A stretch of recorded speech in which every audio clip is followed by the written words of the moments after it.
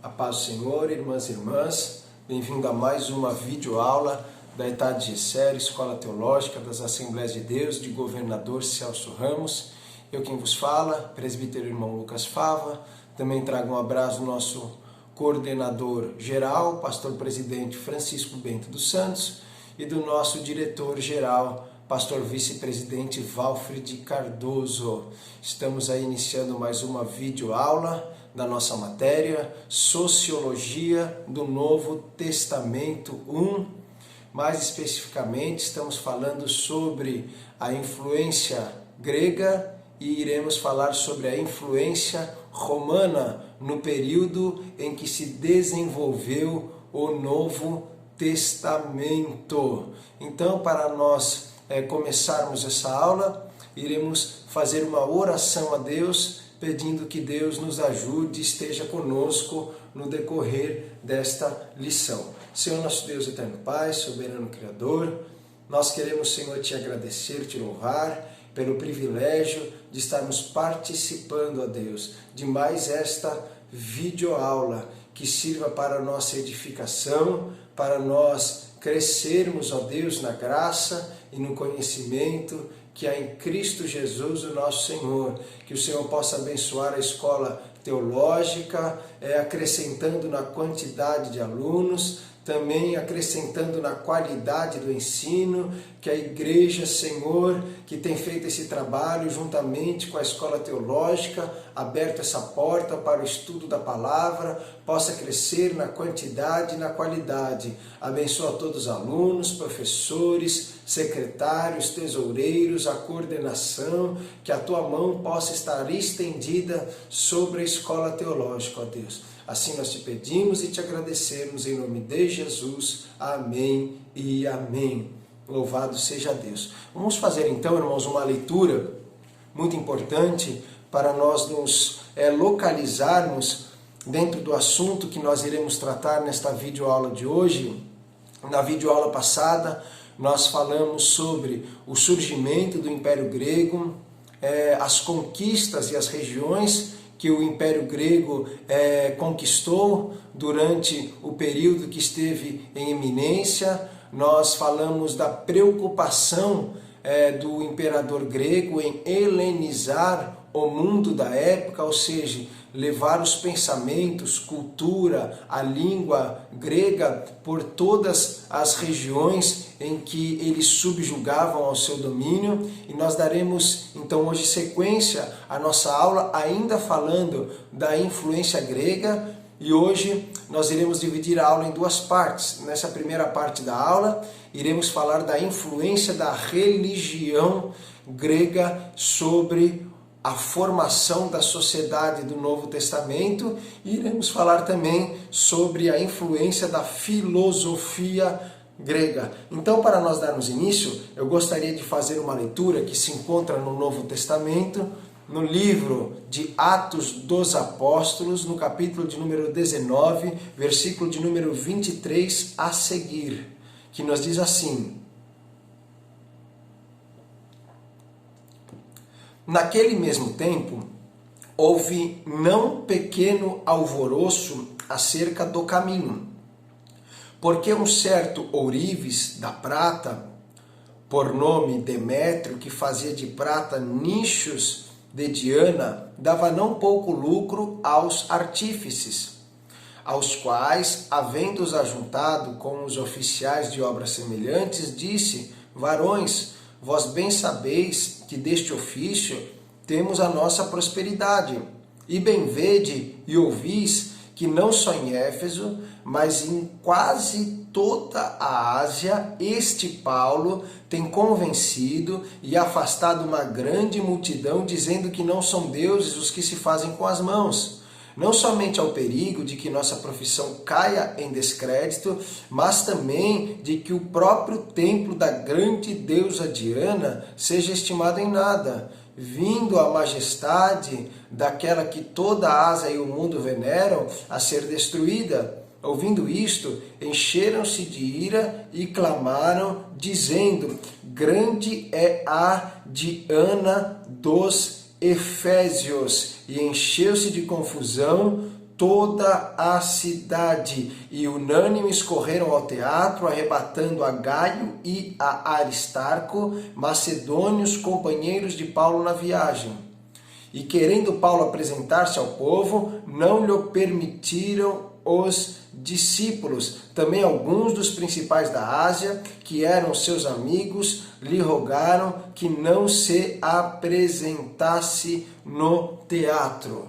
Então, meus amados irmãos, com esse texto, nós iremos, com base nele, iremos apresentar um pouco acerca da história de forma resumida, em forma de síntese, para que nós entendamos um pouco como que se desenvolveu e se organizou essas questões acerca da religião durante o Império Grego e como que essa religião no Império Grego se disseminou durante o período do Império Romano, que é o período em que o Novo Testamento ele foi escrito e se desenvolveu. Em primeiro lugar, eu acho interessante e importante nós observarmos que o livro de Atos dos Apóstolos, certo? Ele sai um pouco da região da Judéia, certo? Onde estava a cidade de Jerusalém. Ele sai um pouco da região da Galileia, região de Cafarnaum, que são regiões dentro do território de Israel, que foi praticamente onde Jesus passou a maior parte do seu ministério, ensinando, curando, como nos diz o prólogo ou o início do Evangelho de João, onde o evangelista diz que veio para o que era seu e os seus não o receberam. Antes de ser assunto ao céu, Jesus deu uma ordem aos discípulos que ficassem em Jerusalém até que do alto fossem revestidos de poder, mas que depois eles fossem por Jerusalém, Judéia, Samaria e até os confins da terra. Então o livro de Atos dos Apóstolos, como foi muito bem relatado aqui no capítulo de número 19, principalmente o versículo de número 26, nós vemos a igreja, certo? Passando Jerusalém, Judéia, Samaria e a igreja chegando então até os confins da terra. O que significa essa linguagem confins da terra? Essa linguagem confins da terra nos fala das nações gentílicas, ou seja, das nações que estavam fora do território de Israel, aonde morava um povo gentil. O povo gentil era conhecido por esse nome porque eles não eram descendentes de nenhuma das tribos de Israel. Então, o evangelho chegou até os confins da terra e o livro de Atos dos Apóstolos, ele nos relata as 3 viagens missionárias de Paulo. E quando nós observamos assim as viagens missionárias de Paulo, nós vamos observar que tiveram 2 importantes cidades em que Paulo passou um período de tempo muito superior ao período de tempo que ele passou em todas as outras demais cidades que ele visitou. Paulo lhe fez 3 viagens e pelo menos 2 cidades, e essas cidades são a cidade de Corinto e a cidade de Éfeso. Nós observamos que foram as cidades que Paulo se deteve por um maior período de tempo. Por exemplo, em Corinto, Paulo ficou 1 ano e 6 meses, e na cidade de Éfeso, que ora, nós lemos o texto que se encontra em Atos, capítulo de número 19, nessa cidade de Éfeso, Paulo passou 3 anos, certo? Ministrando e ensinando a palavra ali ao povo que tinha por nome Efésios. Então, por que Paulo teve que se deter mais tempo nessas 2 cidades? Em primeiro lugar, nós podemos observar que tanto a cidade de Éfeso quanto a cidade de Corinto, elas eram cidades consideradas como cidades portuárias, ou seja, essas cidades portuárias, visto que o comércio naquela época era muito feito em viagens marítimas, por Éfeso e Corinto serem duas cidades portuárias, eram cidades então que tinham um grande fluxo de pessoas passando por elas. Era uma cidade constantemente movimentada. Então, nessas duas cidades tinha em primeiro lugar um grande fluxo de gente, em segundo lugar, eram cidades influenciadas por diversas culturas de todo o mundo. E a maioria das culturas que haviam no mundo, se nós falarmos na questão religiosa, eram culturas pagãs politeístas, ou seja, eram culturas que adoravam, veneravam mais do que uma divindade, que era o caso que era venerado dentro do monoteísmo judaico, ou seja, os judeus só criam em um Deus, assim como nós cristãos.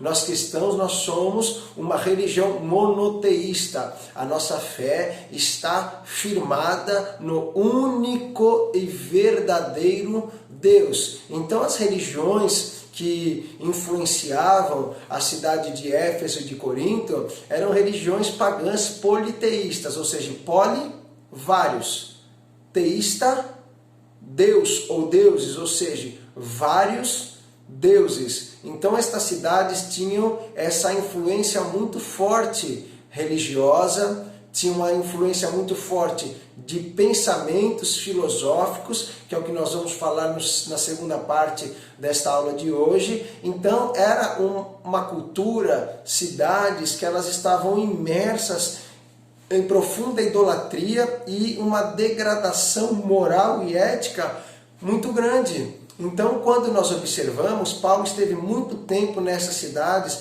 pois ambas essas cidades tinham duas deusas, certo? Isso nós falamos que eram deusas do sexo feminino, e isso demonstra a idolatria da cidade e a promiscuidade, a libertinagem, principalmente na área sexual, em que estas cidades elas estavam envolvidas. Essas duas divindades, primeiro em Éfeso, que era uma divindade conhecida, certo, na religião grega como Artemis, que recebeu o nome latim de Diana, e em Corinto havia também um local onde se adorava uma divindade grega chamada Afrodite. Então Paulo se deteve um grande período de tempo nessas cidades para que o evangelho pudesse então se expandir e receber uma boa aceitação, e Paulo obter um grande número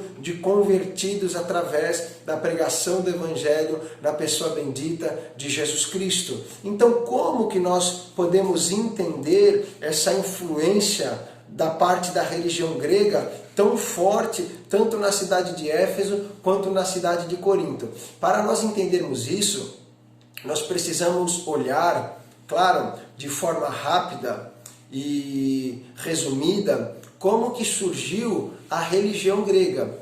A religião grega, ela surge como fruto do quê? Da curiosidade dos gregos em saber a origem das coisas. Por exemplo, a curiosidade dos gregos em saber a origem do mundo, a origem do universo, a origem das divindades, a origem do ser humano. Então, através dessa curiosidade, nós temos três grandes obras de dois poetas gregos que são conhecidas como obras importantes que relatam acerca de outro nome que nós vamos falar, que é a mitologia grega. A mitologia grega é uma narrativa fantástica, simbólica, que ia sendo transmitida de forma oral e onde os protagonistas principais eram os titãs, os deuses e os heróis ali, frutos do pensamento e da filosofia grega. Então, quando nós observamos esses dois principais poetas, o primeiro deles é muito conhecido, chamado Homero, que escreveu duas obras, uma delas chamada Ilíada e outra chamada A Odisseia, e um segundo poeta chamado Hesíodo, que escreveu uma obra chamada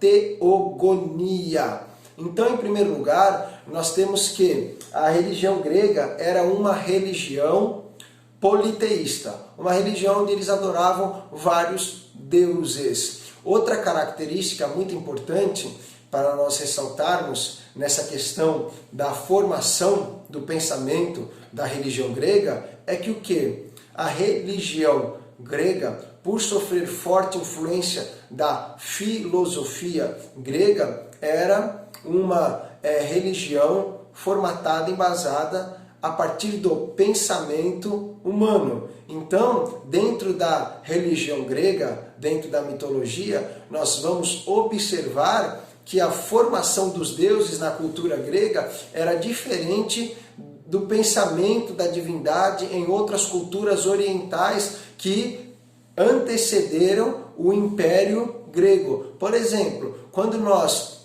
observamos a religião grega, nós temos um antropomorfismo muito forte. O que é antropomorfismo? Morfismo, forma, e antropos, homem. Ou seja, as divindades dentro da religião grega, elas receberam uma forma semelhante à forma dos homens. E quando nós observamos nas demais culturas que antecederam o Império Grego, nós tínhamos uma religião fortemente zoomorfista, que significa o quê? Que as divindades dessas culturas, desses impérios, elas não tinham semelhança humana, mas elas tinham semelhança de animais ou até, muitas das vezes, semelhança da natureza. Então nós observamos, por exemplo, ali no Egito, quando Deus manda as 10 pragas sobre o Egito para livrar o povo de Israel do Egito, cada praga que Deus mandava ao Egito era como se Deus estivesse colocando na parede as divindades do Egito para ver se as divindades do Egito tinham poder superior ao Deus único e verdadeiro, ao grande Eu Sou. Por exemplo, nós vemos, nós não vamos falar de todas, nós vemos Deus enviando pragas, por exemplo, sobre as águas do rio Nilo. Nós sabemos que o rio Nilo era uma divindade muito adorada pelos egípcios. Nós vemos Deus enviando a praga das rãs, porque as rãs eram uma divindade que tinha uma força muito grande ali na terra do Egito. Nós vemos Deus enviando pragas de moscas, porque as moscas também eram uma divindade muito adorada no Egito. Nós vemos Deus enviando pragas sobre os animais do campo, como por exemplo sobre o gado, e o gado também era uma divindade muito adorada ali na terra do Egito. Então nós vamos ver que a religião grega ela já vai tomando uma forma diferente das antigas religiões orientais que antecederam ali a formação do Império Grego. Então, dentro da mitologia grega, as divindades tinham a semelhança do homem.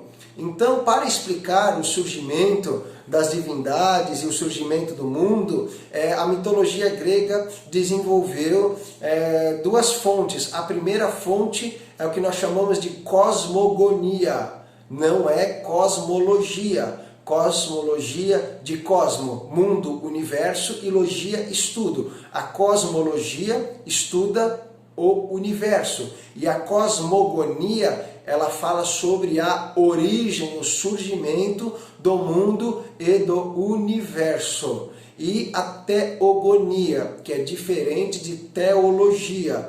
Teo, Deus, logia, estudo. Agora, teogonia é teo, Deus, e gonia, origem ou surgimento. Então, a teogonia, ela visa dar uma origem às divindades. Então, dentro da filosofia grega, da mitologia grega, da religião grega, eles tinham esses dois pensamentos acerca da formação do mundo e da formação e o surgimento das divindades. Dentro do que nós podemos falar do surgimento do mundo e das divindades dessa mitologia grega, nós vamos observar aqui de forma rápida que para os gregos o mundo, o universo surgiu do caos.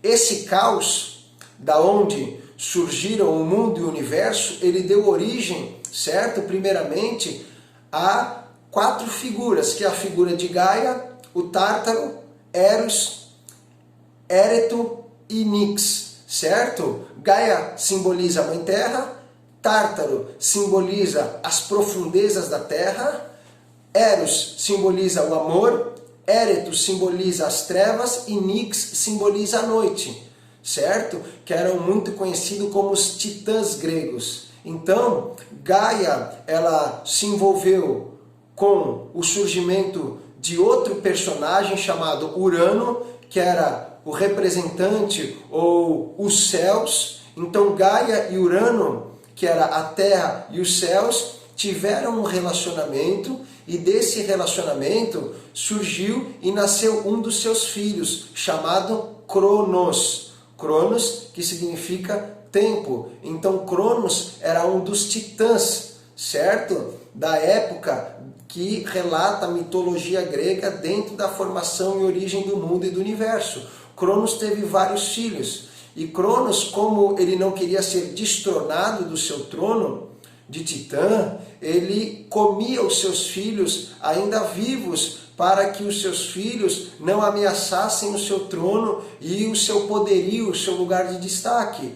Mas lhe nasceram 3 filhos, dentre muitos filhos que ele teve, chamado Zeus, Poseidon e Hades. E nos conta a história dentro da mitologia grega que Zeus, Poseidon e Hades, eles levantaram uma rebelião contra o seu pai Cronos, e o que aconteceu? Eles assumiram então o lugar do seu pai. O lugar que essas divindades habitavam era um lugar criado por Gaia, que era conhecida na mitologia grega como a Mãe Terra. Gaia criou um lugar chamado Monte Olimpo, que era um monte ali próximo às regiões da Grécia, que era um monte muito alto.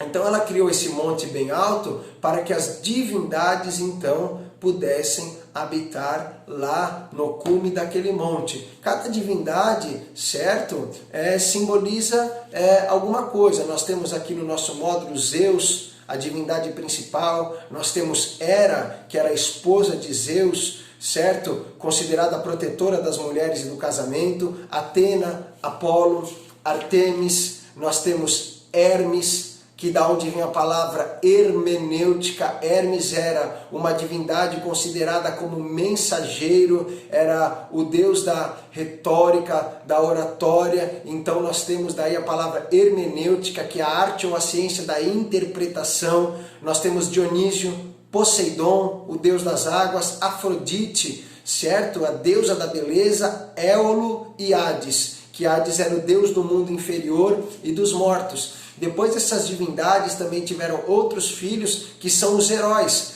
conhecidos como Hércules, Teseu, Perseu, Jason e Édipo, certo? Todos esses personagens que ora nós relatamos, que nós não vamos e nem temos tempo de falar sobre a história e a importância de cada um deles dentro ali da mitologia grega, mas esses são os principais personagens ali dentro da mitologia grega, certo? Então, com a mitologia grega também nos conta acerca de mais uma divindade chamada Prometeu, que ele, dentro da mitologia, é o responsável pela criação do ser humano. Então, nos conta a história que Prometeu criou um boneco de barro, certo? E diz a história que esse boneco de barro que Prometeu criou era a imagem e semelhança da divindade. E visto que todos os poderes e atributos já haviam sido dados aos animais e nada havia restado para dar ao homem, diz a história que quando Apolo, que era responsável pela luz, certo? Responsável pelo sol, ele estava saindo com a sua carruagem de fogo. Diz a história da mitologia que Prometeu acendeu uma tocha e ele então deu o fogo para que o homem dominasse o fogo.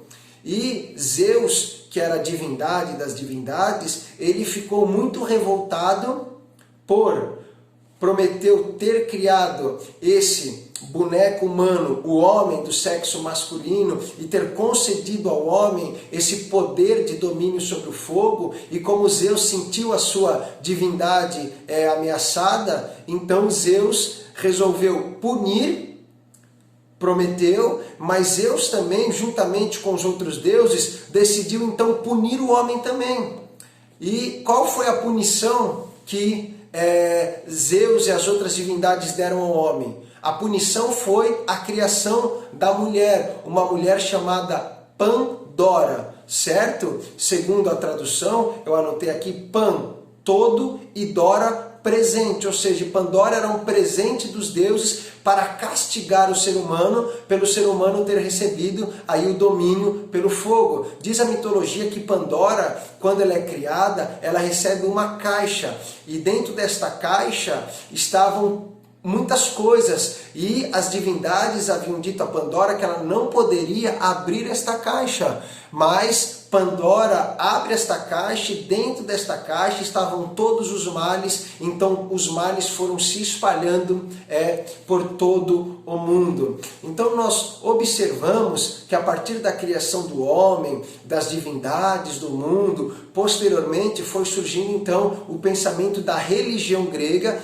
que é embasada em todas essas divindades e em toda essa história do surgimento do universo. Porque todas as religiões, se nós formos olhar de uma forma geral, elas possuem um Gênesis, que é um princípio, possuem um Apocalipse, que é um fim, e elas possuem também o quê? Perguntas e respostas de questões principais da vida humana, como da onde eu vim, quem eu sou e para onde eu vou, que é um pós-vida. Então, a religião grega, ela surgiu com todas essas divindades e com todos esses formados para o quê? Para, então, responder algumas questões para o ser humano acerca da origem do fim do mundo, quem o ser humano é, para que ele foi criado e para onde ele vai. Então, nós vamos observar que há uma forte influência grega dentro da formação da sociedade do Novo Testamento, em que em muitas cidades onde Paulo chegava para pregar o Evangelho, ele se deparava com divindades como Diana,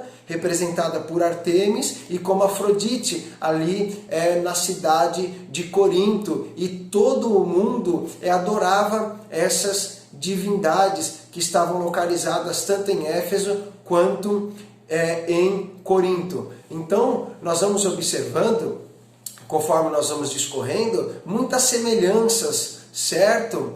Da mitologia grega, principalmente ali com alguns pontos, alguns princípios da Bíblia Sagrada. Não é verdade? Por exemplo, a formação desse boneco de barro que Prometeu fez, que esse boneco de barro foi feito à semelhança da divindade. Nós vamos observando a forma como eles contam o surgimento do homem, o surgimento da mulher, porém com diferenças gritantes. Por exemplo, Deus deu a mulher ao homem para que o homem não estivesse só, ou seja, a mulher completaria o homem, traria alegria ao homem estando ao seu lado para ajudá-lo. Já na mitologia grega, já narra o surgimento da mulher como um castigo para o ser humano que havia recebido da divindade, então, o domínio sobre o fogo que ameaçava, então, o trono das divindades que haviam. Então nós observamos algumas semelhanças na formação, mas muitas diferenças em princípios morais, princípios éticos, e nós vemos essa grande influência, principalmente relatada no livro de Atos dos Apóstolos, certo? A influência da religião. Nós vamos ver uma forte influência da filosofia grega, principalmente quando Paulo chega ali à cidade de Atenas, e a forma como se expandiu a religião grega com essas divindades, Zeus, certo? Apolo, Afrodite, Artemis, muito forte. Diz-nos a história, o nosso módulo, que eles eram muito envolvidos em adivinhações, mistérios, eram envolvidos em esportes. Tanto é que, se você não sabe, os Jogos Olímpicos eram jogos que possuíam, certo? Algumas disputas, como diz aqui, corrida, luta livre, pugilismo, corrida de carros, lançamento de dardo e de disco. Eram o quê? Eram jogos feitos na cidade ali de Olímpia em homenagem a Zeus.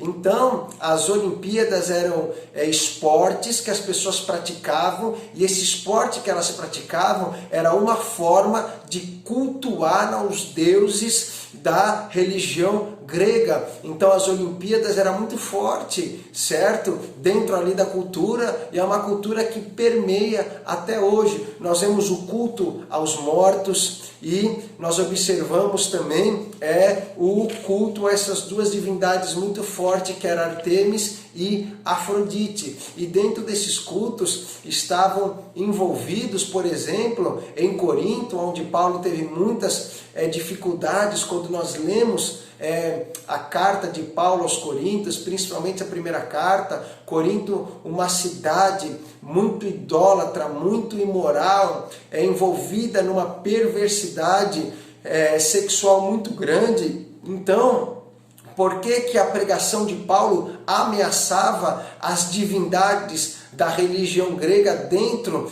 da sociedade do Novo Testamento, ali no período do Império Romano? Porque o Império Romano adotou parte da religião grega e apenas trocou o nome dos deuses, adotando aos deuses nome latim. Então, quando nós vemos no registro de Atos 19, Diana é o nome latim dado à divindade chamada Ártemis. E, por mais que não cite na primeira carta de Paulo aos Coríntios, essa deusa chamada Afrodite, que era a deusa da fertilidade, a história secular nos relata de forma clara que ali num lugar chamado Acrocorinto, que era uma parte alta da cidade de Corinto, havia também um templo à deusa Afrodite, e dentro desse templo havia muitas prostitutas cultuais. Ou seja, os cultos a Afrodite eram feitos regados a orgias, promiscuidade, para que eles pudessem então venerar e adorar essa divindade grega que se encontrava com um grande templo ali dentro da cidade de Corinto.